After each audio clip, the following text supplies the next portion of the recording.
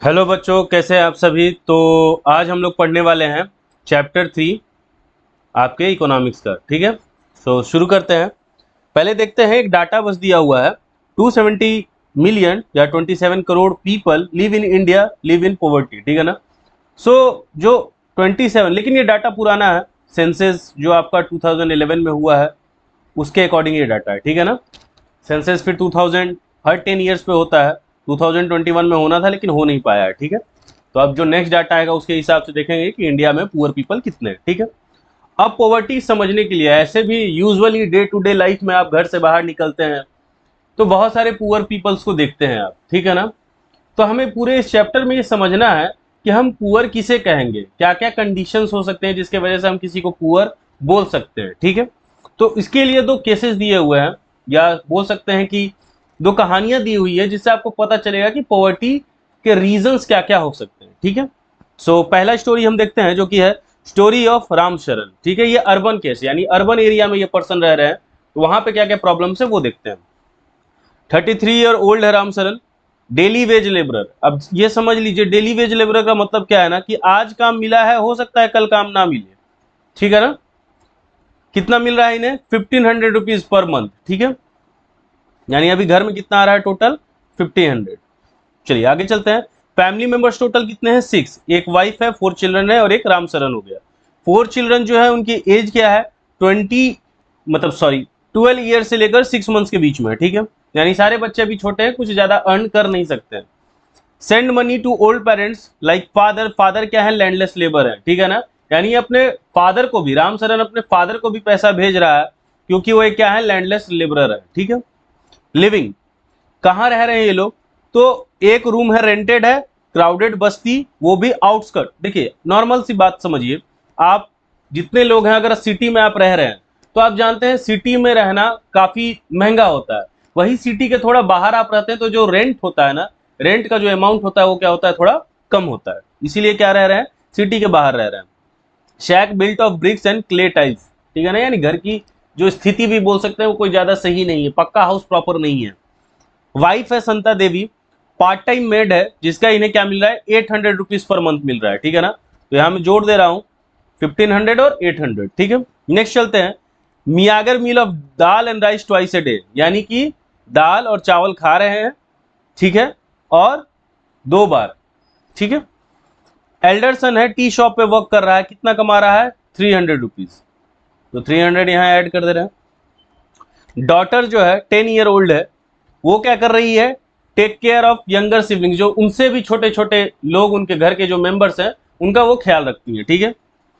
अब इनमें से कोई भी, देखिए एल्डरसन टी शॉप पे वर्क कर रहा है, डॉटर जो है वो 10 साल की है, वो क्या कर रही है? टेक केयर कर रही है यंगर सिबलिंग्स का। यानी कोई भी जो बच्चे हैं वो स्कूल्स नहीं जा रहे हैं। ठीक है ना।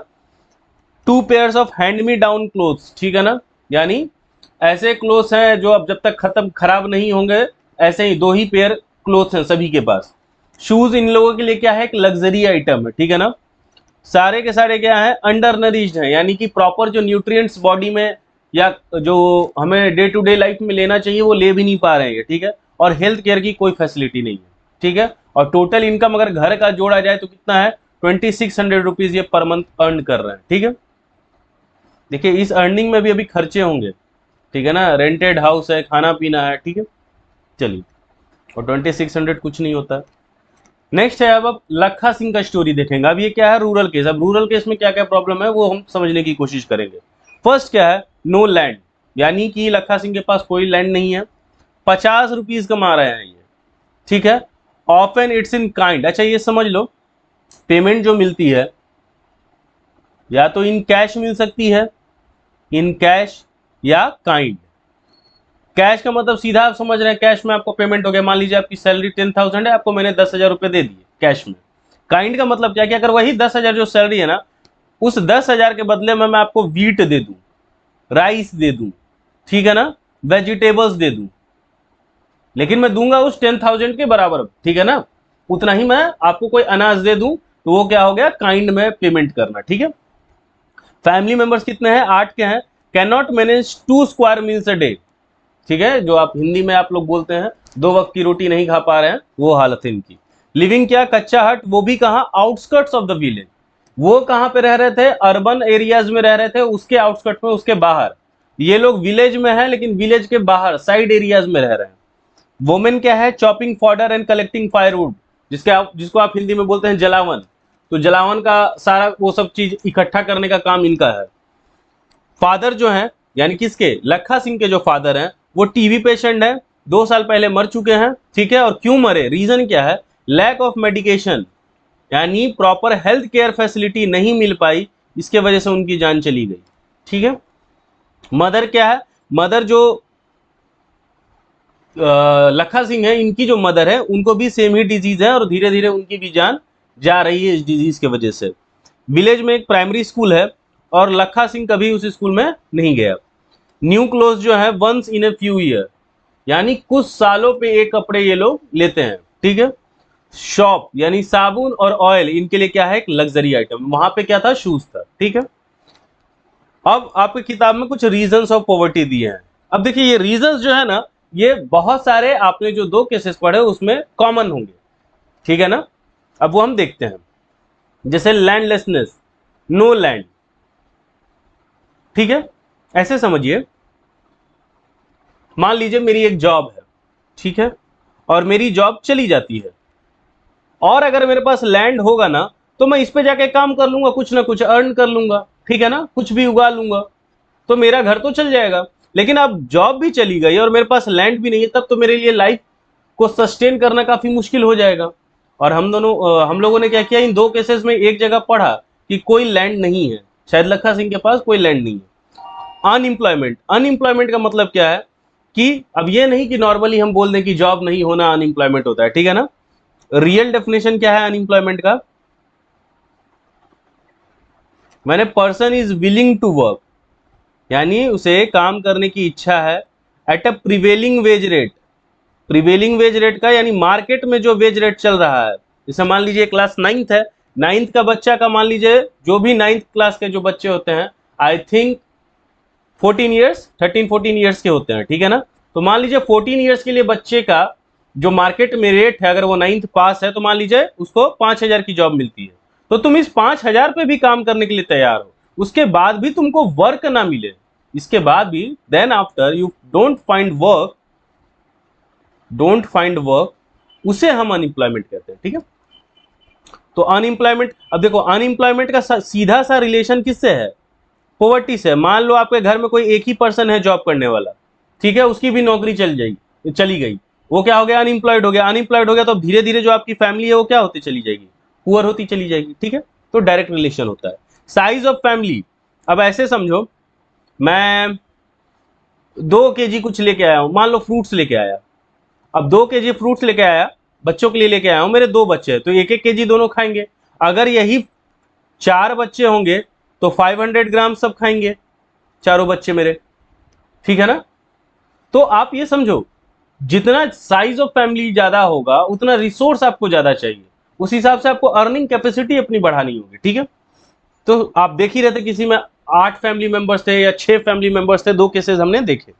इलिटरेसी, इलिटरेसी का मतलब क्या है, अब सीधी सी बात है, आप लिटरेट, ऐसे समझो, इसका भी मैं इजी बता दे रहा हूं, पहले ये समझ लो, चाइल्ड लेबर, स्किल्ड और मैनुअल, इसका पहले मीनिंग समझ लो कि वर्क जो है ना, फिजिक्स वाला वर्क डन नहीं, वर्क जनरली आप करते हैं तो वो 2 तरीके का हो सकता है, या तो स्किल्ड या अनस्किल्ड बोल सकते हैं, मैनुअल बोल सकते हैं। ऐसा काम जिसके लिए स्किल्स की जरूरत है तो उसमें पेमेंट ज्यादा मिलता है, पैसे आपको ज्यादा मिलते हैं। ठीक है, मनी क्या मिलेगा, ज्यादा मिलेगा आपको।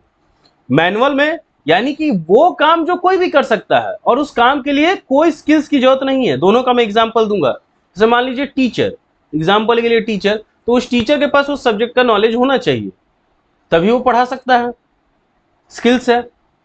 अगर अब मैं एक पत्थर ले लो या ब्रिक्स ले लो, ठीक है ना, मैं बोल रहा हूं इस ब्रिक्स को बिल्डिंग के जो फर्स्ट फ्लोर से लेकर 4th फ्लोर पे लेके जाना है, तो इसमें कोई स्किल्स की जरूरत है, ये काम मैं भी कर सकता हूं, ये काम एक 9th क्लास का बच्चा भी कर सकता है, ये एकदम अनएजुकेटेड पर्सन भी कर सकता है। इसको बोल देते हैं मैनुअल वर्किंग, इसमें कोई स्किल्स की जरूरत ही नहीं है। ठीक है। तो इसमें पेमेंट जो होता है या जो मनी होता है वो क्या मिलता है, बहुत कम मिलता है। ठीक है। तो इलिटरेसी क्या है, अगर आप लिटरेट नहीं रहेंगे तो जाहिर सी बात है जो आपको वर्क मिलेगा ना वो क्या मिलेगा, काफी लोअर लेवल का मिलेगा, ठीक है ना। और लोअर लेवल के वर्क से आपको जो पेमेंट स्ट्रक्चर रहेगा, जो आपको मनी आएगी वो काफी कम आएगी, तो आपकी फैमिली हो सकती है कि पुअर रह जाए, ठीक है। नेक्स्ट है पुअर हेल्थ और माल न्यूट्रिशन। अब देखिए इसका भी एक अच्छा रिलेशन है, मैं इसे मिटा के आपको बता दे रहा हूं, एक सेकेंड लगेगा बस। हाँ देखिए, पुअर हेल्थ और माल न्यूट्रिशन, मान के चल रहा हूं एक ये बच्चा है, एक ये बच्चा है। ये बच्चा जो है ना, स्टूडेंट ए है, ठीक है, ये हमेशा बीमार रहता है, ठीक है ना। मान लीजिए कुछ नाम दे देते हैं, अंशु, ठीक है।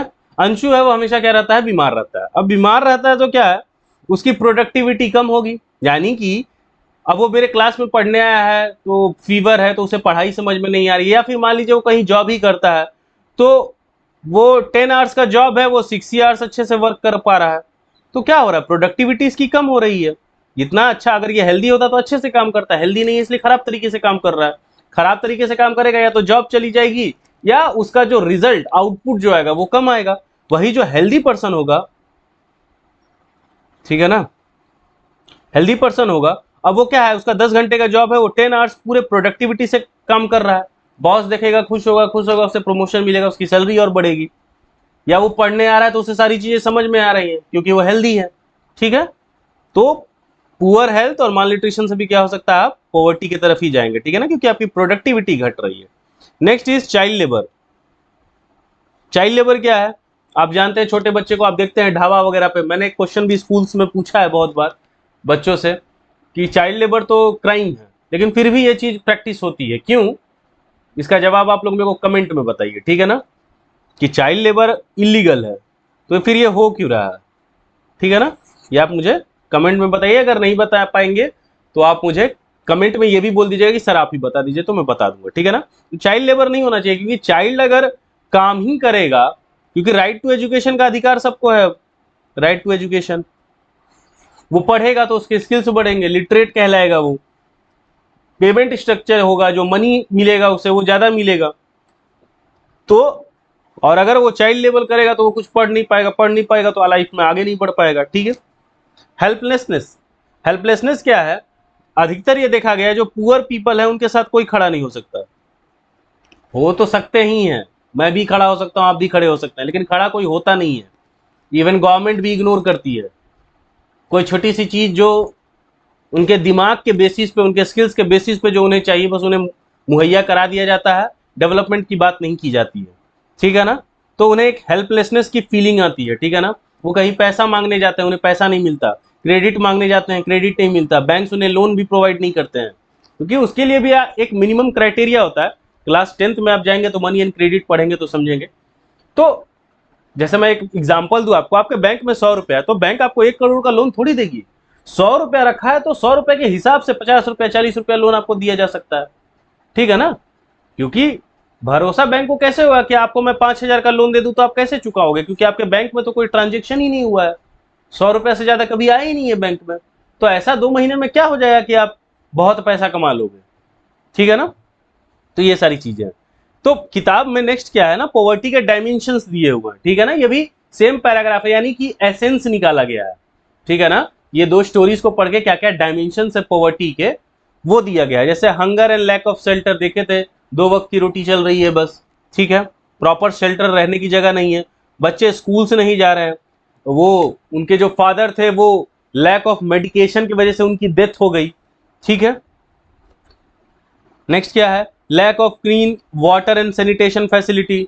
अब आउटस्कर्ट्स पे वो रह रहे हैं, वहां पे प्रॉपर वाटर नहीं, वाटर की फैसिलिटी, देखिए ऐसा स्टोरी में नहीं दिया है, ऐसे बस एज्यूम किया जा रहा है कि हो सकता है वहां प्रॉपर वाटर की फैसिलिटी ना हो, क्लीन ड्रिंकिंग वाटर की, सैनिटेशन फैसिलिटीज प्रॉपर ना हो। आप देखेंगे कॉलोनीज वगैरह में जाएंगे कितना साफ सुथरा रहता है, लेकिन रोड साइड जो पीपल्स रहते हैं वहां देखिए कितनी गंदगी रहती है, ठीक है।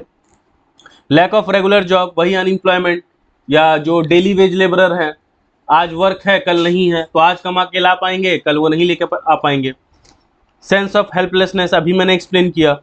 Poor people ill treated every place, अगर आप पुअर पीपल है तो देखते हैं जो भी, ऐसे करना तो नहीं चाहिए बट आप देखते हैं कि जो बड़े लोग हैं, रिच पीपल हैं, इवन जो उनसे ज्यादा पैसा कमा रहे हैं, वो उनपे ज्यादा गलत तरीके से उनको ट्रीट करते हैं। लैंग्वेज उनका सही नहीं रहता है। जैसे रिक्शा पुलर्स हैं, ठेले वाला है, चाय पिलाने वाला है, ये सबसे आप गलत तरीके से बात करते हैं, ठीक है ना।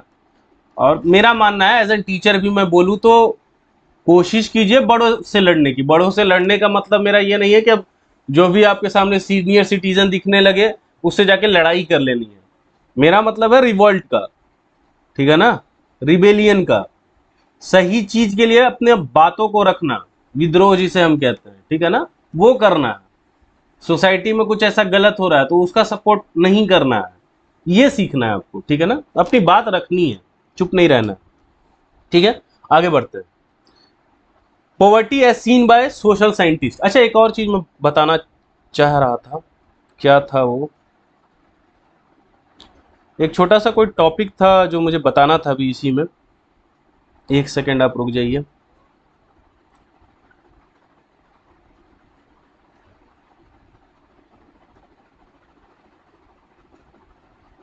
ध्यान से निकल गया है मेरे, ठीक है, याद आएगा तो मैं फिर आपको बता ही दूंगा।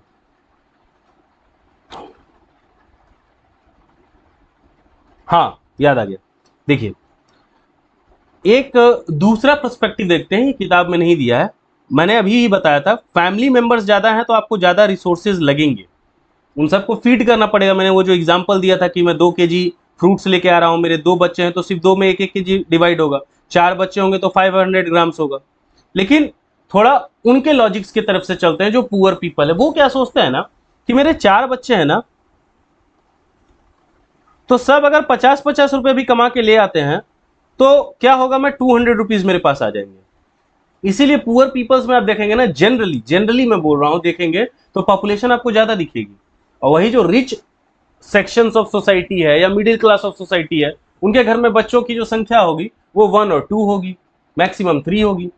लेकिन पुअर के उसमें देखिएगा तो ज्यादा बच्चे रहेंगे। क्यों? उनकी मेंटालिटी ये भी रहती है, सबकी नहीं मैं बोल रहा हूं, लेकिन कुछ की मेंटालिटी ये भी रहती है कि 4 बच्चे हैं, सब 100-100 रुपया भी कमा के ले आएंगे तो आज का घर चल जाएगा, चूल्हा जल जाएगा, इस तरीके से, ठीक है।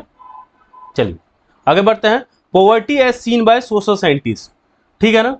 तो जनरली हम पॉवर्टी को देख लेते हैं कि कितना कमा रहा है, कितना खर्चा है। यहां पे मैंने लिख दिया है लेवल्स ऑफ इनकम और कंजप्शन। कितना आप कमा रहे हैं, 10,000 कमा रहे हैं और 8,000 आप खर्चा कर रहे हैं, 2,000 रुपए आपका बचत है, सेविंग है।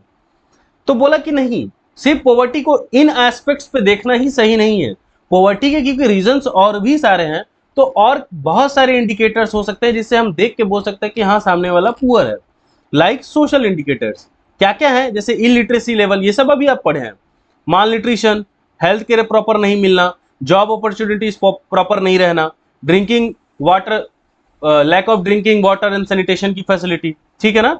तो इसीलिए बोला जा सकता है कि पॉवर्टी वन डायमेंशनल नहीं है कि सिर्फ आप ये बोल देंगे कि उसका इनकम कम है इसलिए वो पुअर है। पॉवर्टी के बहुत सारे डायमेंशन, इसलिए बोला जाता है पॉवर्टी क्या है, मल्टी डायमेंशनल है। क्या है पॉवर्टी? मल्टी डायमेंशनल है, ठीक है ना। सिर्फ एक डायमेंशन को देख के नहीं बोल सकते आप कि ये आदमी पुअर होगा, ठीक है, उसके बहुत सारे डायमेंशन है। अब आपके किताब में जो नेक्स्ट टॉपिक है वो है सोशल एक्सक्लूजन। देखिए, जैसा नाम वैसा काम। एक्सक्लूजन वर्ड कहां से आया है? एक्सक्लूड से। कहां से? एक्सक्लूड। और एक्सक्लूड का मतलब किसी चीज को बाहर करना, ठीक है। अब वर्ड क्या है? सोशल, यानी सोसाइटी। तो poor having to live in poor surrounding with other poor people, excluded from enjoying social equality of better off people in better surrounding, ठीक है। यानी कि जो मतलब ऐसे सोसाइटी ने बना रखा है कि जो पुअर पीपल है वो पुअर सराउंडिंग में ही रहेंगे, अच्छे सराउंडिंग में नहीं रहेंगे, और अच्छे सराउंडिंग का जो भी बेनिफिट्स है वो उन्हें ना मिल सके, ऐसा उनकी सोच है, ऐसी सोसाइटी की सोच है। देखिए, एग्जाम्पल तो आपकी किताब में दिया है कास्ट सिस्टम इन इंडिया, मैं इससे भी थोड़ा परफेक्ट एग्जाम्पल आपको देखता हूं। गांव वगैरह में आप जाएंगे तो वहां पे आप सुनते होंगे टोला बना हुआ है, और टोला जो मेजोरिटी जगह बना हुआ है ना वो कास्ट बेसिस पे बना हुआ है, ठीक है ना। यादव टोला है, भूमिहार टोला है, ऐसे ऐसे टोलाज बने हुए हैं। अब जो जितने पुअर या कास्ट में जो जितने लोग हैं ना, उनको साइडवेज रखा जाता है, गांव के पीछे। गांव का जहां से भी ओपनिंग होता होगा ना, वहां पे जनरली जनरली जो अच्छे कास्ट, हायर कास्ट के लोग हैं वो लोग डोमिनेंस बना के रखते हैं, और आउटस्कर्ट्स में या पीछे में जो रखते हैं वो लोअर कास्ट को रखते हैं। ठीक है ना, कि आप पुअर सराउंडिंग में ही सर्वाइव कीजिएगा। ठीक है ना। अब ज्यादा अभी पढ़ तो हम इकोनॉमिक्स रहे, मैं हिस्ट्री में नहीं जाना चाहता। जब 11th 12th या हायर क्लासेस में जब आप हिस्ट्री पढ़ेंगे तो बहुत, अगर पुरानी हिस्ट्री जब देखेंगे तो उसमें बहुत खतरनाक चीजें थी। इनफैक्ट कुछ कुछ ऐसे कास्ट थे ना कि वो शाम तक वो घर से बाहर भी नहीं निकल सकते। वो कब निकलेंगे, वो जो भी उनके काम वगैरह हैं, जो भी उन्हें चीजें करनी है, वो सब वो अंधेरा अंधेरा होने के बाद ही स्टार्ट करेंगे। ठीक है ना, आप जनरली नहीं दिखाई पड़ सकते नॉर्मल लोगों को। ठीक है, तो ऐसे से भी कुछ कास्ट थे। ठीक है, चलिए नेक्स्ट है वनरेबिलिटी। देखिए, अगर आपने क्लास 8 वगैरह में पढ़ा होगा extinct animal, endangered animal, vulnerable, red data book, ये सब पढ़ा होगा आपने। तो वनरेबल का मतलब ही होता है कि जो चीजें आने वाले कुछ समय में खत्म हो जाएंगी, फिर उसको हम इंडेंजर्ड के कैटेगरी में डालते हैं। जब वो बहुत बहुत रेयरेस्ट पॉपुलेशन बच जाती है तो फिर उसको हम एक्सटिंक्ट बोल देते हैं। तो यहाँ पे वनरेबिलिटी का सेंस क्या है, certain communities like SC ST, certain individuals like window, physically handicapped people, या तो वो पुअर बन जाएंगे या हमेशा पुअर रहेंगे। ठीक है, आने वाले कुछ ईयर्स में। ठीक है ना, इसीलिए देखिए जितनों का मैंने नाम लिखा है ना, देखिए मैं क्या बोल रहा हूं फिर से समझिए, या तो वो पुअर हैं या आने वाले कुछ सालों में क्या हो जाएंगे, वो पुअर हो जाएंगे और वो वही रहेंगे। इसीलिए गवर्नमेंट इनके अपलिफ्टमेंट के लिए बहुत सारी चीजें प्रोवाइड करती है, जिसमें एक नॉर्मल सेंस आप पकड़िए तो रिजर्वेशन। एग्जाम्पल देखिए, SC ST को रिजर्वेशन है कि उनका अपलिफ्टमेंट हो सके। फिजिकली हैंडीकैप्ड जो पर्सन हैं उनको भी रिजर्वेशन प्रोवाइड किया जाता है। विडो के लिए एक विडो पेंशन चलता है। ठीक है ना, क्योंकि बहुत सारे हमारे सोसाइटी में क्या होता है, विडोज हो जाती हैं तो उनको प्रॉपर जो फाइनेंशियल रिसोर्स है ना वो नहीं मिल पाता है। घर में तो रहने दे दिया जाता है, फाइनेंशियल रिसोर्स नहीं मिल पाता। अगर उसमें भी कोई एक छोटा बच्चा है तो उनका प्रॉपर केयर नहीं हो पाता, इसलिए गवर्नमेंट उनको क्या करती है, फाइनेंशियल असिस्टेंस प्रोवाइड करती है। ठीक है, चलिए नेक्स्ट चलते हैं, पॉवर्टी लाइन।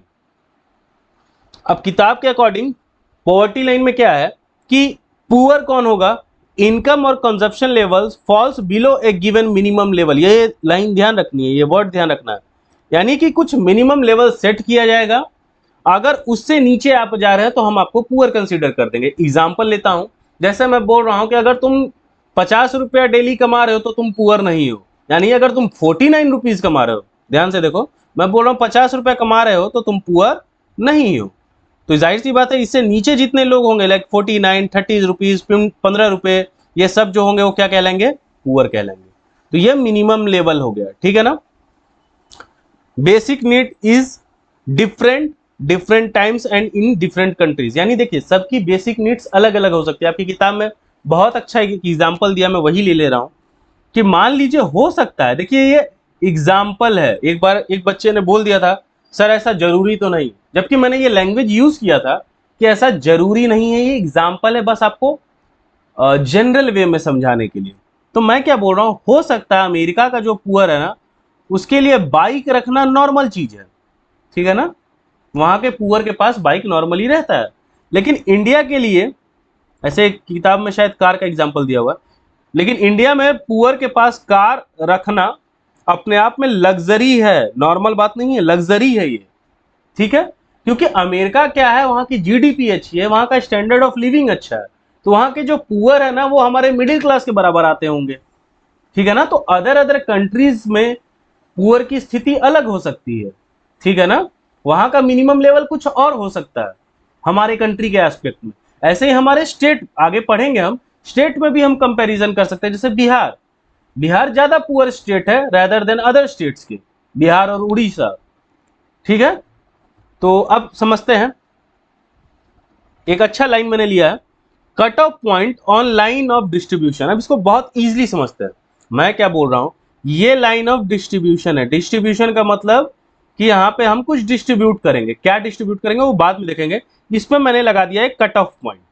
ये कट ऑफ पॉइंट, या तो इसको आप जैसे नंबर लाइन पढ़ा है ना भैया, नंबर लाइन तुम समझ लो, नंबर लाइन, पहले नंबर लाइन समझ लेते हैं।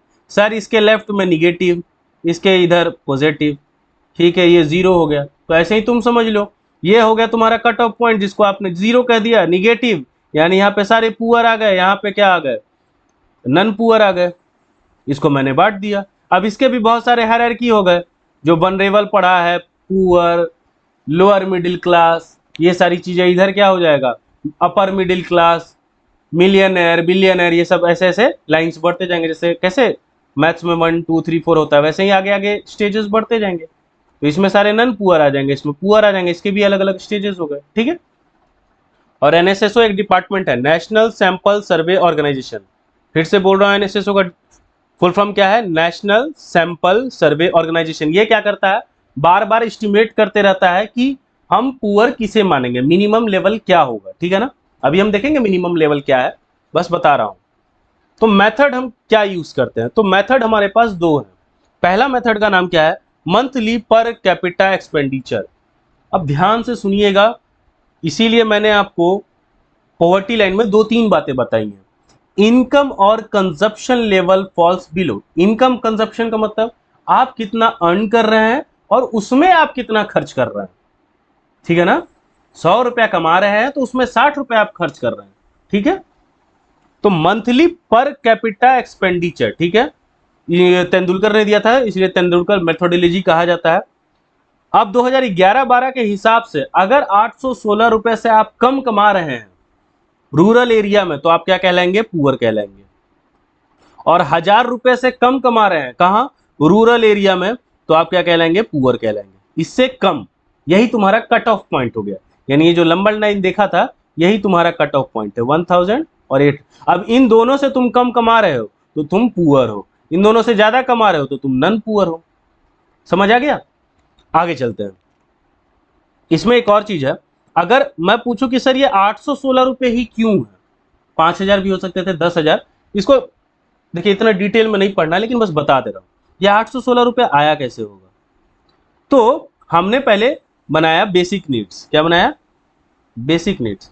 पॉवर्टी का एक डेफिनेशन ये भी है कि बेसिक नीड्स फुलफिल जिसके होते हैं, होने चाहिए, वो पुअर, अगर नहीं फुलफिल हो पा रहे हैं तो वो पुअर है, ठीक है।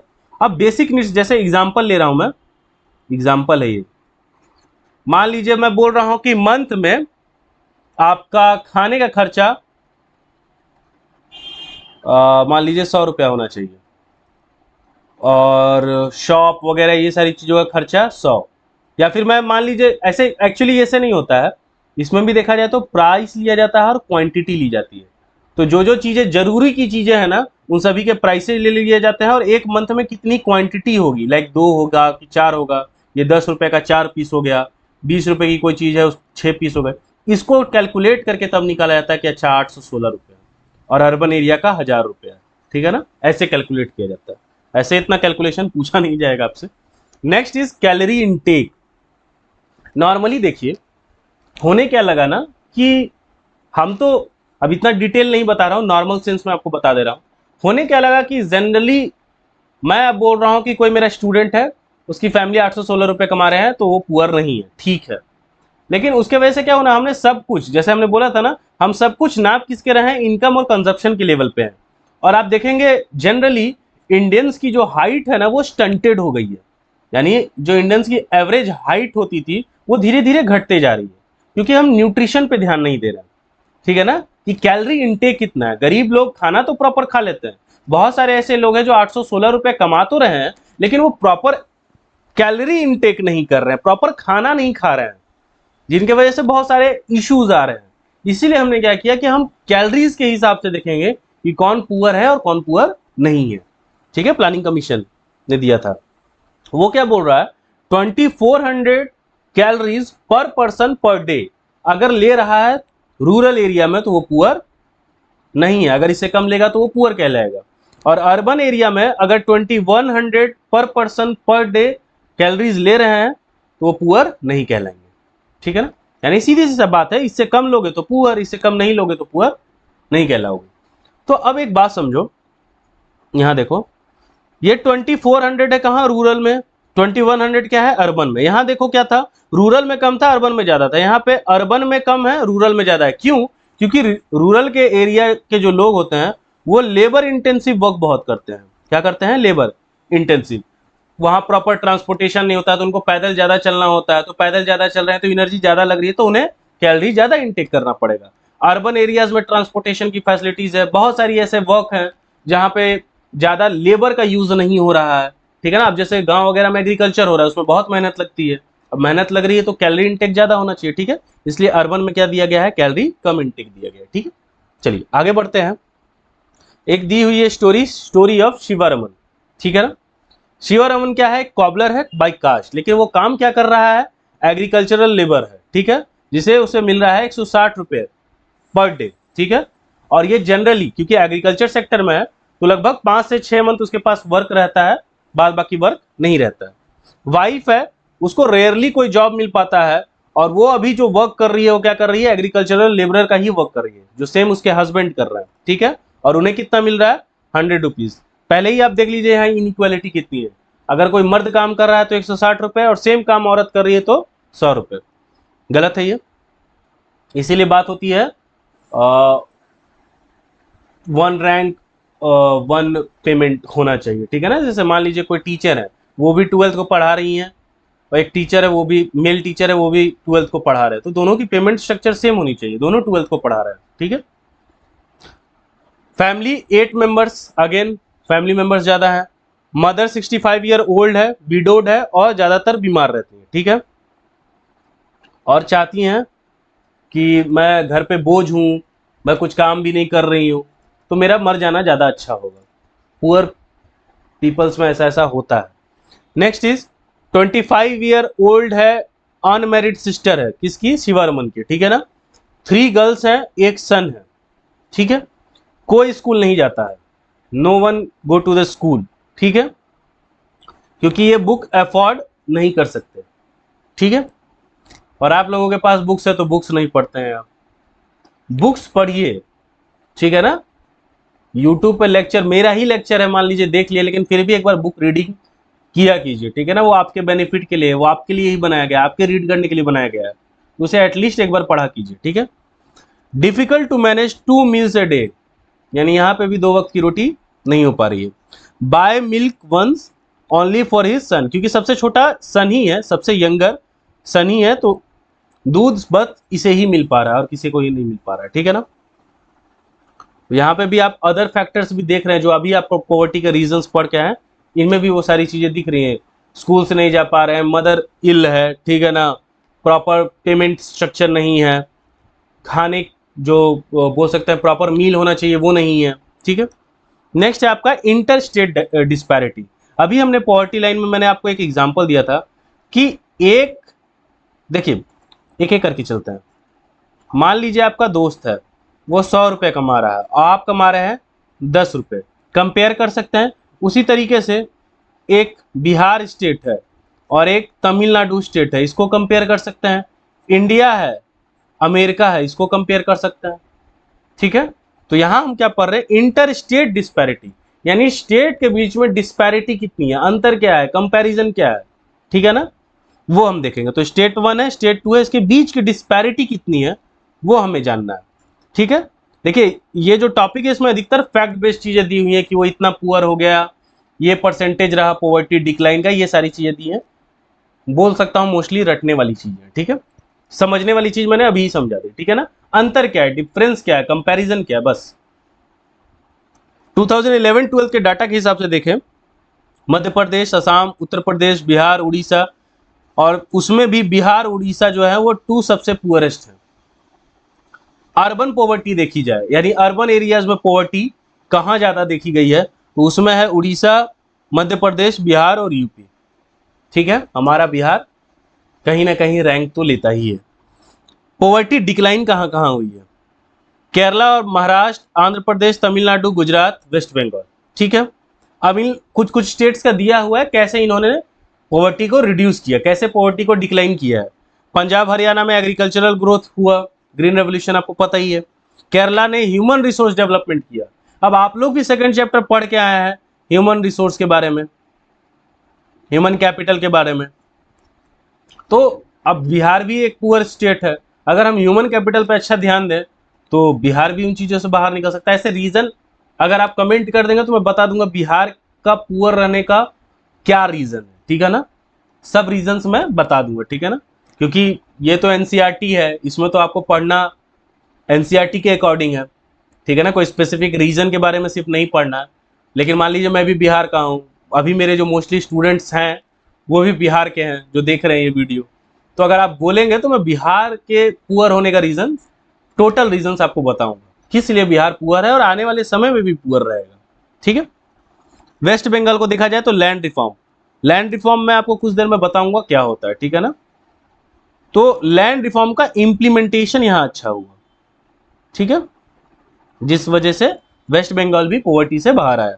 आंध्र प्रदेश, तमिलनाडु, इसने डिस्ट्रीब्यूशन ऑफ फूड ग्रेन्स, अब ये डिस्ट्रीब्यूशन ऑफ फूड ग्रेन्स है जो आपका जो नेक्स्ट चैप्टर है ना, फूड इनसिक्योरिटी, उसमें हम पढ़ेंगे, यानी फूड ग्रेन्स को कैसे डिस्ट्रीब्यूट किया गया है इक्वली, उसके वजह से आंध्र प्रदेश और तमिलनाडु, ऐसे तमिलनाडु में बहुत और भी अच्छी चीजें हुई हैं, इन वजह से ये लोग क्या हुए, पॉवर्टी से बाहर आया, पॉवर्टी को कम किया इन्होंने, ठीक है। इसमें बिहार का नाम आपको नहीं दिख रहा होगा। चलिए, ग्लोबल पॉवर्टी, अभी हमने क्या पढ़ा, और अभी मैंने आपको एक एग्जांपल क्या दिया था, इंडिविजुअल का देख सकते हैं, स्टेट्स का देख सकते हैं, कंट्री का देख सकते हैं, तो अब कंट्री का देखेंगे। पॉवर्टी अगर वर्ल्ड बैंक के अकॉर्डिंग देखा जाए तो उन्होंने सीधा ये बोल दिया है, पर डे अगर आप 1.90 यानी मान के चलते हैं $2 अगर आप नहीं अर्न कर रहे हैं तो आप क्या है, पुअर है। अब आप इसको चाहे तो इंडियन रुपीज में कन्वर्ट कर सकते हैं, अगर 80 रुपए चल रहा है तो यानी 160 रुपए आपको डेली कमाना है, उसके हिसाब से फिर 30 दिन का जोड़ लीजिए, ठीक है। चलिए, 1990 में देखा जाए तो 36% पॉवर्टी था, ग्लोबल पॉवर्टी की बात हो रही है। 2015 में देखा जाए तो 10% यानी रिड्यूस हुआ है, ठीक है। नेक्स्ट क्या है, ग्रेट रीजनल डिफरेंसेस, रीजनल यानी एरिया, रीजन है, रीजन वर्ड से बना है रीजनल, ठीक है ना। तो बहुत सारे रीजन में डिफरेंसेस हैं, ठीक है ना। जैसे पॉवर्टी डिक्लाइन देखा गया चाइना और साउथ ईस्ट में, क्यों, क्योंकि यहाँ सबसे ज्यादा ह्यूमन रिसोर्स डेवलपमेंट पे बात हुई है, इन्होंने ह्यूमन रिसोर्स पे काफी ध्यान दिया। इनफैक्ट सबसे ज्यादा बोलूँ तो चाइना ने, और चाइना आज देखिए आज अमेरिका के अप्रॉक्स, पूरी तरीका तो नहीं बोल सकते हैं लेकिन अप्रॉक्स अब अमेरिका के बराबर तक वो पहुंच गया, क्यों, सिर्फ ह्यूमन रिसोर्स पे ध्यान देने की वजह से। और भी बहुत सारी चीजें हैं, ग्रेट प्रोलिटेरियन कल्चरल रेवोल्यूशन वहां हुआ, ग्रेट लीप फॉरवर्ड वहां पे हुआ, ये सब एक तरीके का रेवोल्यूशन था जो वहां पे हुआ, जिसकी वजह से आज चाइना बहुत ऊपर है, ठीक है ना। और आपको जान के बड़ा हैरत होगा, 1970s तक देखोगे ना तो इंडिया, पाकिस्तान और चाइना तीनों की जीडीपी आसपास थी, लेकिन 1970 के बाद चाइना इस स्पीड से आगे भागा है उसे पकड़ पाना मुश्किल है। और सिर्फ एक चीजों में नहीं, वेरियस एस्पेक्ट्स में आप देखोगे ना तो आप चाइना को छू भी नहीं पाओगे, ठीक है। चलिए आगे चलते हैं। साउथ एशिया में देखा जाए लाइक इंडिया, पाकिस्तान, श्रीलंका, नेपाल, बांग्लादेश, भूटान, 2005 में देखा जाए तो 34% की पॉवर्टी थी, ये भी डिक्रीज हुआ है कितना, 15.2%। ये अच्छी बात है लेकिन और रिड्यूस करना है, ठीक है ना, इन कंट्रीज में अभी पॉपुलेशन भी बहुत ज्यादा है। चलिए, काउजेज, ये बहुत इंपॉर्टेंट है आपके एग्जामिनेशन पॉइंट ऑफ व्यू से, ठीक है ना। देखिए मैंने आपके किताब के अकॉर्डिंग यहाँ काउजेज नहीं लिखे, किताब में आपकी चीजें दी हुई हैं और कुछ ज्यादा ही बेसिक्स लेवल पे हैं, ये चीज आपको क्योंकि डिटेल में समझना चाहिए, इसलिए मैंने पॉइंट्स अच्छे तरीके से, कुछ कुछ चीजें रिलेट करेंगी, ऐसा बात नहीं है कि कुछ रिलेट ही नहीं होगा, कुछ कुछ चीजें रिलेट करेंगी, ठीक है। चलिए समझते हैं इसको। फर्स्ट है पॉपुलेशन एक्सप्लोजन। देखिए एक्सप्लोजन, इंक्रीज वर्ड यूज नहीं हुआ, एक्सप्लोजन, एक्सप्लोजन मतलब फटना, यानी बहुत तेजी से पॉपुलेशन बढ़ा। अब पॉपुलेशन जब तेजी से बढ़ता है ना तो पर कैपिटा इनकम होता है वो क्या होता है, डिक्रीज हो जाता है। इसको ऐसे समझिए, पर कैपिटा इनकम का मतलब क्या होता है, टोटल इनकम, मैं यहाँ पर कैपिटा इनकम का फॉर्मूला लिख रहा हूं, पर कैपिटा का इनकम का मतलब क्या होता है, टोटल इनकम बटा टोटल पॉपुलेशन। अब देखिए यहाँ पे 100 है टोटल इनकम, ठीक है, और ये इनकम दो लोगों का है, तो हम एवरेज निकाल रहे हो, क्या आ रहा है 50। लेकिन अगर यही 100 रुपए हो और पॉपुलेशन 4 की हो तो क्या आ रहा है 25, रिड्यूस हो गया ना।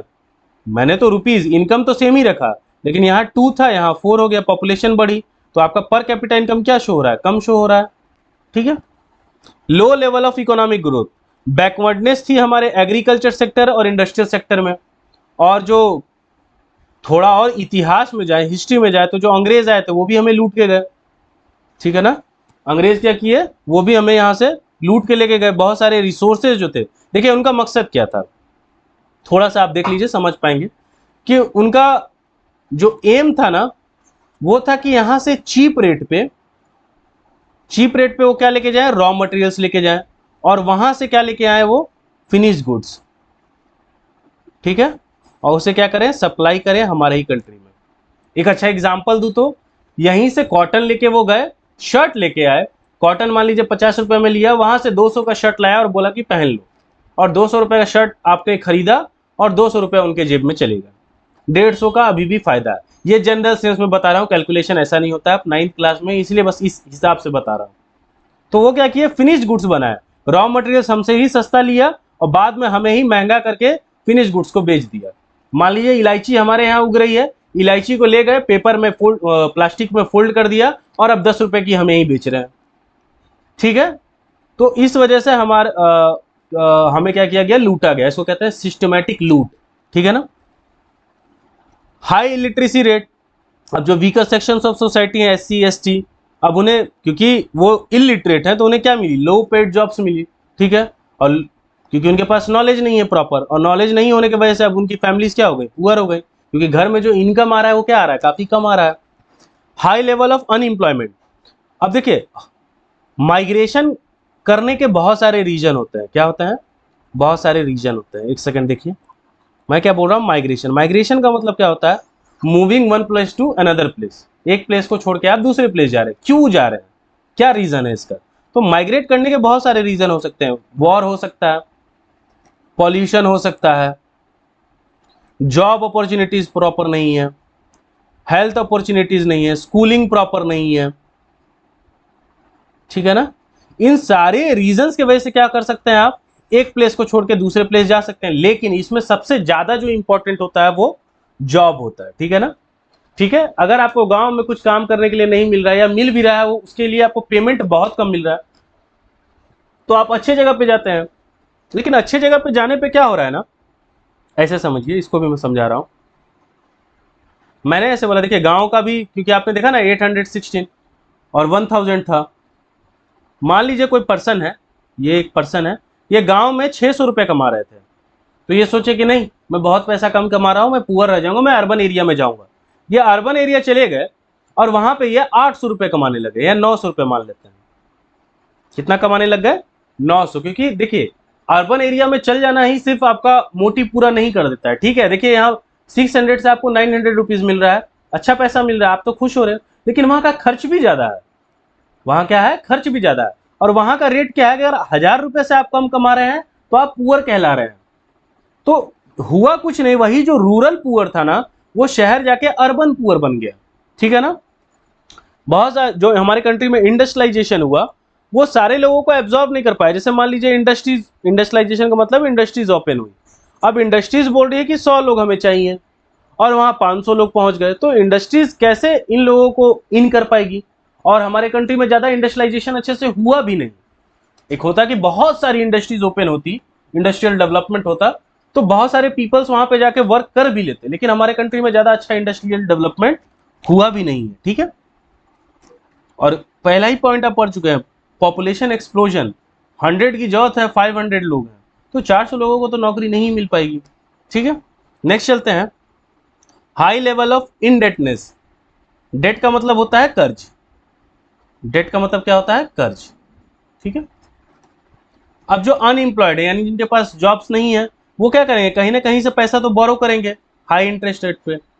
देखिए हाई इंटरेस्ट रेट क्यों है, फिर अगर आप ये पूछिएगा तो जाहिर सी बात है, बैंक्स, मैंने बताया ना, उनके पास जॉब है नहीं तो बैंक में पैसा नहीं होगा, बैंक में पैसा नहीं होगा तो बैंक उनको लोन क्यों देगी, तो वो कहाँ जाएंगे, मनी लेंडर्स के पास, जमींदार के पास, कोई रिलेटिव से पैसा मांगेंगे, तो वो हमेशा क्या करते हैं, हाई इंटरेस्ट रेट चार्ज करते हैं, ठीक है। अंडर एम्प्लॉयमेंट का मतलब क्या है ये भी समझ लीजिए, आपके अगले क्लास के का भी काम यही खत्म हो जाएगा, अंडर, ठीक है ना। यानी कि मैं सीधी बात क्या बोल रहा हूं कि जो भी आपका पोटेंशियल है ना, आप उससे नीचे का काम कर रहे हैं, आपका पोटेंशियल लेवल बहुत हाई है, यानी आपके पास ऐसा पोटेंशियल है कि आपको 80,000 रुपए कमाना चाहिए, लेकिन प्रॉपर जॉब नहीं मिलने की वजह से आप 20K पे वर्क कर रहे हो, इसे बोलते हैं अंडर एम्प्लॉयमेंट, ठीक है ना। अपने पोटेंशियल से नीचे जाके काम करना। कोई मान लीजिए PhD पर्सन है, जिन्हें कॉलेज में प्रोफेसर होना चाहिए, मान लीजिए वो क्लर्क की काम करे या चपरासी का वर्क करे, देखिए काम कोई छोटा बड़ा नहीं होता, लेकिन मैं बात कर रहा हूँ पोटेंशियल की। वो एक अच्छे प्रोफेसर हो सकते हैं, कॉलेज में अच्छा पढ़ा सकते हैं, कितना बेनिफिट होगा कंट्री का। लेकिन अगर वो क्लर्क और चपरासी का वर्क करेंगे तो जाहिर सी बात है जो भी उनके पास नॉलेज है, जो भी उनका पोटेंशियल है, वो यूज नहीं हो पा रहा है, कंट्री का डेवलपमेंट में काम नहीं आ पा रहा है। ठीक है, नेक्स्ट है poor state of agriculture. Primitive methods हम यूज करते थे, ठीक है, प्रिमिटिव यानी पुराने मेथड्स, ठीक है। और फ्रेगमेंटेशन ऑफ लैंड, ये समझिए ये भी बहुत बड़ी प्रॉब्लम है इंडिया के लिए, खास तौर पे बिहार, यूपी, ये सारे एरियाज में बहुत बड़ी प्रॉब्लम है। फ्रेगमेंटेशन,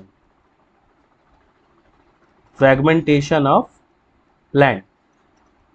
फ्रैगमेंट्स का मतलब होता है टुकड़ा। अब ऐसे समझ लीजिए, ये फादर है, ठीक है, इनके दो बेटे हैं, ठीक है, बेटा नंबर 1, बेटा नंबर 2। इनके पास बिहार में कट्ठा चलता है तो 10 कट्ठा का जमीन है, तो इनको भी मिला 5 कट्ठा, इनको भी मिला 5 कट्ठा।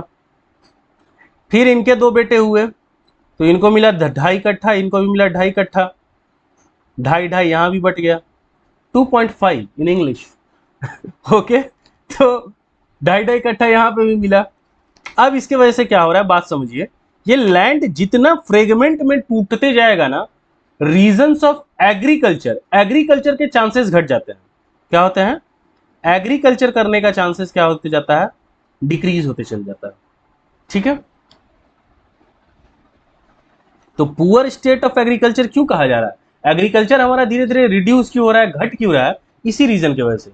आप खुद ही बोलिए ना, अगर मैं बोलूं आपके पास, खुद आप अपने मन पे रख के सोच के बताइए, 1 कट्ठा का लैंड है, उसमें आप एग्रीकल्चर करोगे या कोई बिल्डिंग विल्डिंग बना के रेंट उठाओगे या शॉप्स बना दोगे, तो बोलोगे सर फायदा तो इसी में, कौन एग्रीकल्चर करने जाएगा। तो एग्रीकल्चर तो घट गया ना, जिस जमीन पे एग्रीकल्चर होनी चाहिए थी या पहले एग्रीकल्चर हो रही थी, वो भी जमीन पे अब एग्रीकल्चर नहीं हो रही है। ठीक है, तो एग्रीकल्चर ऐसे डिक्लाइन हमारा करते जा रहा है इंडिया में, जबकि ये पंजाब और हरियाणा के साइड में नहीं होता है। वहाँ पे बहुत सारे जो, जैसे पंजाब में बहुत सारे लोग कनाडा भाग जाते हैं वर्क के लिए, तो वो बोलते हैं जमीन जो हमारी ऐसे एक साथ में है ना, वो साथ में ही रहने दो, तुम एग्रीकल्चर करो, बदले में मुझे इसका पेमेंट दे देना। वो बंटवारा नहीं कर लेते हैं, बंटवारा करके जमीन को अलग नहीं कर देते हैं, फ्रेगमेंट में ज्यादा नहीं तोड़ते हैं। ठीक है, next is inequalities of in income. पहले एक जनरल चीज समझ लीजिए, फिर मैं लैंड रिफॉर्म से ये समझाना जरूरी है आपको। इनइक्वालिटी का मतलब देखिए, इनकम का जब भी, मान लीजिए इनकम 100 रुपए है, अगर इसका बंटवारा इक्वल तरीके से हो, मान लीजिए 2 बच्चे हैं तो 100 रुपया मेरे पास था, मैंने दोनों बेटों को 50-50 रुपए दिए। अब बताइए इन दोनों में गरीब कौन है।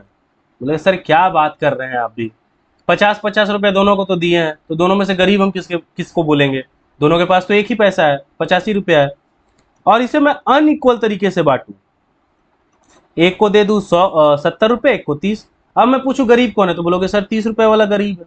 यानी कि जब भी क्या होगा, अनइक्वल डिस्ट्रीब्यूशन होगा, किसका, इनकम का या एसेट्स का, उसके वजह से क्या होता है, सोसाइटी में पॉवर्टी एग्जिस्ट करता है। अब इसका एक एग्जांपल देखिए, लैंड रिफॉर्म हमें पढ़ना था, ये थोड़ा एक्स्ट्रा मैं बता रहा हूं, इतना डिटेलिंग में आपको नहीं पढ़ना है, लेकिन समझ लीजिए फायदे की चीज है, आगे काम आएगा 10th में। लैंड रिफॉर्म, लैंड रिफॉर्म का है मतलब क्या है, लैंड में कुछ चेंजेस लाना। ठीक है, अब ब्रिटिशर्स थे, ब्रिटिशर्स ने जिन एरियाज को कब्जाया था उसे हम क्या कहते थे, ब्रिटिश इंडिया कहते थे। बाद बाकी जो था प्रोविंशियल था, ठीक है, प्रिंसली स्टेट जिसे आप कहते थे, प्रिंसली स्टेट, ठीक है, जहां पे प्रिंसेस थे। अब ब्रिटिशर्स चले गए, तो चले गए तो जमीन किसके पास रह गई, जमींदार के पास रह गई। क्या जमींदार उनके असली मालिक हैं क्या, तो बोलोगे नहीं सर, तो जमींदार के पास जमीन रह गई। अब गवर्नमेंट हमारी बनी 1947 में, तो उन्हें तो बैंक्स बनाने हैं, गवर्नमेंट ऑफिसेज बनाने हैं, उन्हें जमीनें चाहिए, तो जमीन कहां से आएगी। तो उन्होंने 2 चीजें की, पहला क्या किया, abolition of intermediaries, abolition of intermediaries. Intermediaries का मतलब क्या हुआ कि जो बिचौलिए हैं उनको सीधा हटाओ। अब बिचौलिए देखो थे कौन, ये था ब्रिटिशर, ये था जमींदार, और ये था पीजेंट, पीजेंट मीन्स किसान। अब क्या होता था, पीजेंट से टैक्स कलेक्ट करता था जमींदार और टैक्स देता था ब्रिटिशर को, ठीक है। तो ब्रिटिशर्स तो चले गए, बच गए जमींदार। तो इसी इंटरमीडिएट्स की बात हो रही है कि इनसे जमीन डायरेक्ट छीनो। तो बहुत सारी जमीनें इस प्रोसेस से छीनी गई जमींदार से। दूसरा लाया गया लैंड सीलिंग एक्ट। क्या लाया गया? Land ceiling act. इसमें क्या कहा गया कि जिसके पास भी 20 एकड़ से ज्यादा जमीनें हैं ना, तो वो छीन लो। मान लो किसी के पास 60 एकड़ जमीन है, तो 40 एकड़ उनसे छीन लो और 20 एकड़ उनके पास रहने दो, ठीक है। अब ये लैंड सीलिंग एक्ट हर स्टेट में लाया गया, लेकिन अच्छे तरीके से इंप्लीमेंट नहीं हुआ। अच्छे कौन से? तमिलनाडु और एक वेस्ट बंगाल, यही दो स्टेट थे जहां लैंड सीलिंग एक्ट अच्छे से इंप्लीमेंट हो पाया, और सारे स्टेट्स में इंप्लीमेंट नहीं हो पाया। यानी जमीन छीन के 20 एकड़ सिर्फ छोड़ के बाद बाकी जमीनों को छीन के फार्मर्स और गरीबों में जो बांटना था वो अच्छे तरीके से नहीं हो पाया।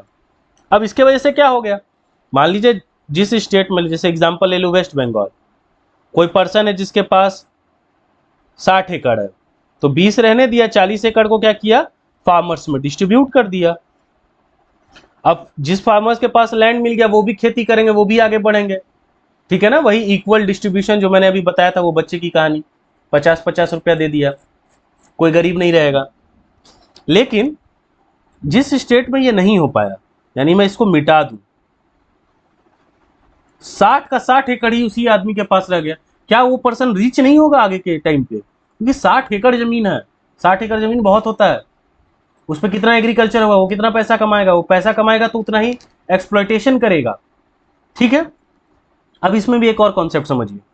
लेकिन ये लोग अब जिस स्टेट में नहीं हो पाया उसकी कहानी मैं बता रहा हूँ, एग्जाम्पल ले रहा हूँ बस बिहार का। ऐसा नहीं कि बिहार में यही हुआ है सिर्फ, ठीक है। छोड़ो, मैं बिहार नहीं लूंगा, मैं XYZ कोई भी स्टेट का एग्जाम्पल ले रहा हूँ, ठीक है। इस कॉन्सेप्ट को समझो। पहला कॉन्सेप्ट, जो जमींदार था जिसके पास 60 एकड़ जमीन थी ना, उसने 20 एकड़ जमीन अपने पास रखा, बचा जो 20 और 20, इसको क्या किया, अपने चाचा के, ताया के, फूफा के, मामा के बेटे के नाम पे जमीन कर दी 20 एकड़। और यहाँ ये मदर के साइड में माँ के, मामा के, पापा के, बेटा का, ऐसा करके किसी के नाम पे जमीन कर दिया। अब बताओ इनके पास कितने जमीन, तो बोलोगे सर 20 एकड़। ये जो दूर के रिलेटिव इनके पास कितना, तो 20। इनके पास कितना, 20। तीनों के पास 20-20 है, तो क्या गवर्नमेंट जमीन छीन सकती है? तो नहीं सर, सबके पास तो 20 है। लेकिन लिटरली ये है किसका? 60 एकड़। एक बच्चे ने पूछा कि सर जमीन तो उसके नाम पे हो गया, तो ये इसको पैसे क्यों देगा? सीधी सी बात है, वो रिलेटिव है मेरा, है ना, रिलेटिव है। प्लस में मैं, आप खुद सोचो, अगर मैं आपको अभी 1 करोड़ रुपया दूं, तो आप कभी सोचोगे कि मेरे से आप दगाबाजी करो? और मैं बोल भी रहा हूं कि मैंने आपको 20 एकड़ जमीन दे दिया है, इसमें से जो कमाई आएगी उसका 20% तुम रख लेना, बाद बाकी 80% मुझे दे देना। तुम बोलोगे यार फ्री में 20% बैठे बिठाए मिल रहा है, क्या दिक्कत है मुझे, सर को मैं 80% लौटा दूंगा, ठीक है। तो ऐसा स्टोरी था। एक और स्टोरी है इसमें, बहुत सारे केसेस हुए सुप्रीम कोर्ट में। क्यों हुए? क्योंकि पहले ना लैंड जो था, right to property, fundamental right आपने पढ़ा, तो राइट टू प्रॉपर्टी पहले क्या था, एक फंडामेंटल राइट था। बाद में इसे फंडामेंटल राइट से निकाल दिया गया और इसे एक लीगल राइट बना दिया गया। क्या बना दिया गया? लीगल राइट बना दिया गया, ठीक है। यानी देखो, फंडामेंटल राइट का रूल है, आप पढ़ के आए होंगे पॉलिटिकल साइंस में, कि फंडामेंटल राइट जब कोई स्टेट आपका छीनता है, तो उसके लिए डायरेक्ट आप या तो हाई कोर्ट या डायरेक्ट सुप्रीम कोर्ट में जाके आप केस कर सकते हैं। तो इन लोगों ने, बहुत सारे लोगों ने, जो बड़े बड़े लैंड होल्डर्स थे, लैंड ओनर्स थे, जमींदार थे, उन्होंने केस भी किया था, ठीक है। उसमें बहुत सारे फेमस केसेस भी हैं, लेकिन अब उतना नहीं पढ़ना, इतना समझ लिए काफी है। चलिए, inflation, continue rise in prices, prices regularly rise हो रहे हैं। अब जैसे मान लीजिए एक कोई पुअर पर्सन है, ये पहले 20 रुपए खर्च कर रहा था पर केजी राइस पे, अब 40 रुपए केजी खर्च करना पड़ रहा है। उस हिसाब से अगर उसकी इनकम नहीं बढ़ी होगी, तो जाहिर सी बात है वो हमेशा पुअर ही रह जाएगा, ठीक है ना। तो ये ध्यान देना। और एक और केस इसमें बता देता हूं, जैसे मान लीजिए इन्फ्लेशन, इन्फ्लेशन का मतलब ही क्या है, महंगाई। हमारे कंट्री में एवरेज देखा जाए तो 7 से 8% रहती है महंगाई, ठीक है। तो मान लीजिए आप 100 रुपए कमा रहे थे पिछले साल, तो इस साल इसका 8%, यानी कि इस साल आपको 108 रुपए कमाने होंगे 2024। अगर 108 रुपये आप नहीं कमा रहे हो ना, तो आप गरीब रह जाओगे 8 रुपये से। ठीक है, कितना कमा रहे थे तुम पिछले साल? 100 रुपये। महंगाई कितनी है? 8%। तो तुम्हारी सैलरी कम से कम 8% से ऊपर बढ़नी चाहिए, नहीं बढ़ रही है तो तुम पुअर हो। पहला केस। दूसरा केस समझो, कोई बच्चा बोला कि सर जरूरी थोड़ी है कि 8% मेरे जॉब में ही हो, मैं कहीं और से बढ़ा लूं। बहुत अच्छी बात है, लेकिन जनरली आपके फादर्स जो हैं, जितने भी बच्चे यहाँ पढ़ रहे हैं ध्यान दीजिएगा, आपके फादर जो पैसा रखते हैं वो सेविंग डिपॉजिट में रखते हैं, और सेविंग डिपॉजिट का जो परसेंटेज होता है वो 3 to 4% होता है। तो अभी भी कितना का डिफरेंस आ रहा है? 4% से आप गरीब ही हो रहे हो। क्या हो रहे हो? 4% से आप गरीब ही हो रहे हो। पैसा ऐसा जगह डालना होगा जहां 8% से ज्यादा आपको मिल रहा हो। अब ये नहीं कि अपने पापा का पैसा लेके शेयर बाजार में लगा देना, म्यूचुअल फंड में लगा देना। तो सबकी पढ़ाई करनी जरूरी है उसके बाद। ठीक है, इसमें भी मेरा कॉन्सेप्ट है, पहले लर्न। ठीक है ना, जैसे ही लर्न तुम करना शुरू करते हो और ये एल जो है ये कट ऑफ हो जाता है, अब तुम अर्न करना शुरू करते हो। ठीक है, इसलिए ध्यान देना, जब पैसा खुद का रहता है ना तो आप ज्यादा कॉन्शियस होते हो कि मुझे इतना खर्च करना है। कि जैसे कैसे तुम्हें पॉकेट मनी मिलती है तो तुम सोच समझ के खर्च करते हो, यहाँ इतना करना है यहाँ। ऐसे ही फ्री में कोई अभी 500 रुपये दे दे, तुम अभी जाके खा के उड़ा दोगे। ठीक है, तो ये ध्यान देना, ऐसा ही पापा का पैसा लेके कहीं और इन्वेस्ट कर देना। ठीक है, चलिए, जैसे मान लीजिए हम लोग पैसा खुद अर्न करते हैं तो हम लोग इन्वेस्ट करते हैं अपने नॉलेज के अकॉर्डिंग। हमारे फादर वगैरह जो थे वो LIC का प्रीमियम लेते थे, FD कराते थे, तो उनके पास वो नॉलेज था तो उस हिसाब से चीजों को इन्वेस्ट किए। ठीक है, या गोल्ड परचेज कर लेते थे। ठीक है, एंटी पॉवर्टी मेजर्स। अब इसमें भी मेरे को एक कॉन्सेप्ट समझाना है, वो ध्यान दीजिए उस पर। एंटी पॉवर्टी यानी पॉवर्टी को खत्म करने के कुछ मेजर्स लिए गए गवर्नमेंट के द्वारा, जिसमें पहला क्या है? Promotion of economic growth. ठीक है ना, इकोनॉमिक ग्रोथ क्या है? जनरली सेंस में GDP बढ़ाएंगे, यानी सबकी इनकम हम बढ़ाएंगे। टारगेटेड एंटी पॉवर्टी प्रोग्राम्स, और हम कुछ एंटी पॉवर्टी प्रोग्राम्स निकालेंगे जो एक टारगेट ग्रुप को क्या करेगा? उसके पॉवर्टी को रिड्यूस करने की कोशिश करेगा। मैं इसको इस तरीके से नहीं, आपको दूसरे एंगल से पढ़ा रहा हूं, इजी भी पड़ेगा आपको और फ्यूचर में भी समझ में आएगा। मैं बोल रहा हूं गवर्नमेंट दो चीजें कर रही है। पहला क्या कर रही है? Veg employment.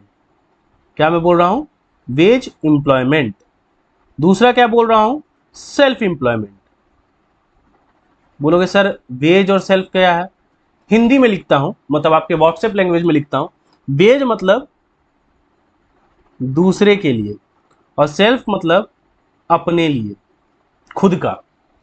इसका एग्जांपल पहले समझ लो। इंसान जनरली दो तरीके से वर्क कर सकता है, या तो किसी दूसरे, जैसे मैं किसी दूसरे के लिए काम करूं, किसी इंस्टीट्यूशन के लिए, किसी स्कूल के लिए, किसी कॉलेज के लिए, किसी पर्सन के लिए, किसी प्रोडक्ट के लिए। अगर मैं दूसरों के लिए काम कर रहा हूं तो मुझे क्या मिलता है? या तो सैलरी मिलता है, या तो वेजेस मिलता है, या रेमुनरेशन मिलता है। जब मैं खुद के लिए काम करूं, मान लो मेरा ही इंस्टीट्यूट हो जहां मैं पढ़ा रहा हूं, मुझे क्या मिलेगा? प्रॉफिट। मेरा खुद का प्रोडक्ट हो, अगर वो सेल होगा, मुझे क्या मिलेगा? प्रॉफिट। ठीक है, यहां तक समझ गया? अब गवर्नमेंट क्या कर रही है वो समझते हैं, इसका मीनिंग तो आप समझ लिए। गवर्नमेंट क्या बोल रही है कि वेज एम्प्लॉयमेंट प्रोवाइड करेंगे, यानी आपको हम कुछ काम देंगे, वो आप काम करेंगे, बदले में हम आपको क्या दे देंगे? मनी दे देंगे, वेजेस दे देंगे आपको। ठीक है, दूसरा क्या करेंगे? हम आपको लोन दे देंगे, आप अपना बिजनेस सेटअप कर लो। ठीक है, अब बिजनेस में बहुत सारे लोग आएंगे आपके लिए काम करेंगे, काम उनको दो, आपका काम होते रहेगा, आपको मिलेगा प्रॉफिट। उस प्रॉफिट से क्या करो? हमसे जो लोन लिया था हमें वो लोन वापस कर दो। ये तरीका है। ठीक है, आई होप समझ में आ गया होगा। फिर से बोल दे रहा हूं, वेज एम्प्लॉयमेंट में गवर्नमेंट सीधा आपको काम देगी, ये काम करो, घंटे का इतना रुपया होता है, लेके जाओ। दूसरे सेंस में क्या काम करेगी? वो मुझे बोल रही है धीरज सर को मैं 2 करोड़ रुपया दे रहा हूं, आप एक इंडस्ट्री लगा लीजिए छोटी सी।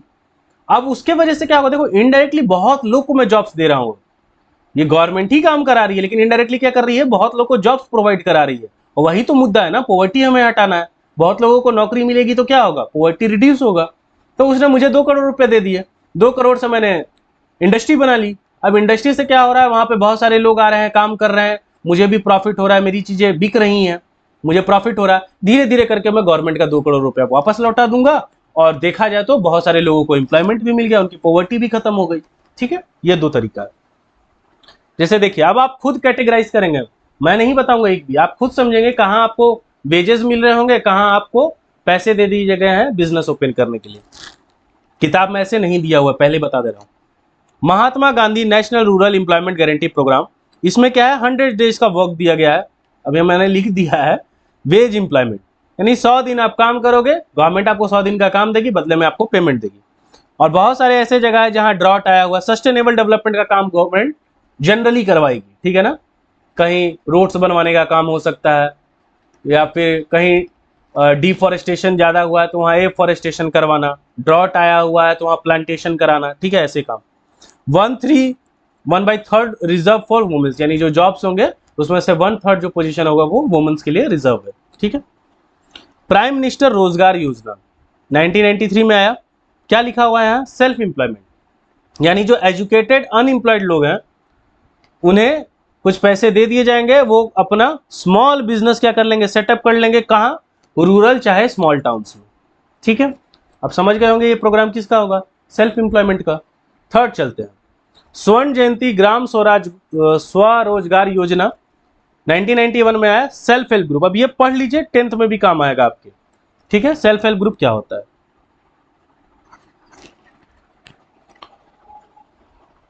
पहले समझिए, इस ग्रुप का एक नाम होना चाहिए। जैसे मैं लिख दे रहा हूं बिच्छू गैंग, ठीक है, क्या है? इस गैंग का नाम है बिच्छू गैंग। अब बिच्छू गैंग, गैंग है यानी कुछ लोग होंगे, तो मान लीजिए इसमें 8 से 10 लोग हैं। ऐसे करना ठीक नहीं है, एक नॉर्मल फिगर लेते हैं, 10 लोग हैं। इन 10 लोगों ने क्या किया, 1,000 रुपए जमा किए, ठीक है। तो टोटल मनी कितना हो गया? टोटल मनी हो गया सर 10,000 रुपए। अब गांव में कोई लोन मांग रहा है, कोई पर्सन है गांव में ही है, वो लोन मांग रहे हैं, ठीक है। कितना मांग रहे हैं लोन? 5,000 रुपए लोन मांग रहे हैं। तो लोन मांग रहे हैं तो ये लोग लोन दे दिए, बदले में इनको क्या आएगा? तो 5,000 रुपीज भी मिलेगा प्लस इंटरेस्ट मिलेगा। ये इंटरेस्ट रेट जो रहता है वो बैंक से कम रहता है या बैंक के आसपास रहेगा। बैंक मान लीजिए 10% इंटरेस्ट मांग रही है तो ये 8% मांगेंगे। क्योंकि क्या होता है ना, मनी लेंडर्स, अधिकतर लोग मनी, गांव वगैरह में क्या होता है, बैंक अकाउंट में उनके पैसे ज्यादा नहीं होते हैं, तो मनी लेंडर से पैसा ले लेते हैं, जो कि हाई रेट ऑफ इंटरेस्ट होता है, इसीलिए ये बनाया गया था, ठीक है। अच्छा, तो बैंक से इंटरेस्ट रेट कम है तो ये आदमी इससे लोन भी लेंगे। दूसरी चीज समझिए, अगर ये जो 10 अलग अलग लोग हैं 1,000 रुपए अपने बैंक में डालते हैं तो बैंक 3% 4% का इंटरेस्ट देती बैंक इनको। अब ये अमाउंट बढ़ गया है, 10,000 बढ़ गया। देखिए 1,000 पे बैंक कितना लोन देगी? 100 रुपया या 500 रुपया का लोन देगी। अब 10,000 है तो 10, अभी मैं इनकी बात नहीं कर रहा हूं, सिर्फ सेल्फ हेल्प ग्रुप की बात कर रहा हूं। इनका एक ग्रुप है, इसी ग्रुप से वो लोग क्या करते हैं, रजिस्टर करवाते हैं और बैंक में अकाउंट को ओपन करवाते हैं।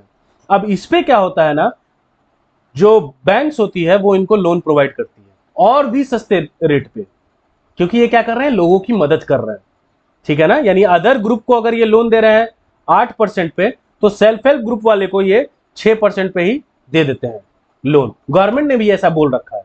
क्यों? क्योंकि बैंक्स हर जगह नहीं है, छोटे छोटे इलाके में बैंक्स नहीं है, हर छोटे छोटे लोग का मदद बैंक नहीं कर सकती, इसीलिए सेल्फ हेल्प ग्रुप की जरूरत बहुत है और बहुत इन्होंने अच्छा काम भी किया है। इसमें वुमेन्स का भी सेल्फ हेल्प ग्रुप होता है। अब वुमेन्स को 50, 100, 200 रुपए की जरूरत पड़ती है, 1,000 रुपए तक की जरूरत पड़ती है। वो क्या करती हैं, वो 1,000 रुपए ले लेती हैं, बाद में इंटरेस्ट के साथ लौटा देती हैं प्लस इंटरेस्ट, ठीक है। तो ऐसे वुमेन्स का भी ग्रुप होता है सेल्फ हेल्प ग्रुप का, ठीक है ना। तो बैंक भी इनका हेल्प करता है। ऊपर से इन्होंने पूल किया है, पूल मतलब सब लोगों ने पैसा मिला के जो रखा है ना, वो देख रहे हो 10,000 का अमाउंट है। 10,000 पे कम से कम 5-6 हजार का लोन मिलेगा। अगर ये लोग सिंगल टाइप के पर्सन होते, एक एक पर्सन, जैसे मान लो मैं अकेला पर्सन हूं, तो मुझे 1,000 पे कितना ही लोन मिलता, ठीक है ना। तो ये ग्रुप बन जाता है, ग्रुप का नाम होता है। ग्रुप सारा पहले क्या करते हैं, वो पूल करते हैं मनी, उस मनी को वो एक बैंक अकाउंट में, जो कि उनका ग्रुप का नाम होता है, उससे रजिस्टर करा के वो बैंक में अकाउंट ओपन कराते हैं, लोन प्रोवाइड करते हैं। जो गांव के लोग होते हैं उनको वो लोन प्रोवाइड करते हैं, बदले में वहां से भी उनको इंटरेस्ट आता है, बैंक उनको अलग इंटरेस्ट दे रही है, और लोन भी अगर वो मांगते हैं तो सस्ते दर पे उन्हें लोन भी मिलता है, ठीक है ना। बहुत अच्छा काम कर रहे हैं सेल्फ हेल्प ग्रुप वाले, ठीक है, इसलिए गवर्नमेंट भी इनको सपोर्ट प्रोवाइड करती है। चलिए आगे बढ़ते हैं। तो self help group mix of bank credit and government subsidy, तो गवर्नमेंट सब्सिडी कुछ छूट भी प्रोवाइड कर रहे हैं, ठीक है। नेक्स्ट है प्रधानमंत्री ग्रामोदय योजना, इसमें क्या है, एडिशनल सेंट्रल असिस्टेंस, यानी सेंट्रल कुछ एक्स्ट्रा एडिशनल प्रोवाइड कर रहा है स्टेट्स को। क्यों प्रोवाइड कर रहा है, primary health, primary education, rural drinking water, ये सारी चीजों को सही करने के लिए, ठीक है ना, स्पेशली इन रूरल एरियाज। अच्छा, सेल्फ हेल्प ग्रुप में एक और चीजें हैं। अब इसके वजह से क्या होता है ना, ये ग्रुप क्या कर रहा है, इस पर्सन को लोन दे रहा है, फिर कोई एक्स पर्सन को लोन देगा, तो ये ग्रुप है, आपस में ही ये 8-10 लोग हैं, ये लोग बैठ के डिस्कशन भी करते हैं किसे लोन देना है, किसे लोन नहीं देना है। गांव में कोई स्कूल है, उस स्कूल में ये प्रॉब्लम चल रही है, तो उस स्कूल को ठीक करवाया जा सकता है, सब लोग इतने इतने पैसे कंट्रीब्यूट करेंगे तो इस चीज को हम ठीक करा सकते हैं, ये सारे काम भी ये करते हैं, ठीक है ना। तो सेल्फ हेल्प ग्रुप की एक अच्छी रिस्पेक्ट भी होती है गाँव में, ठीक है, तो ये ध्यान देना है।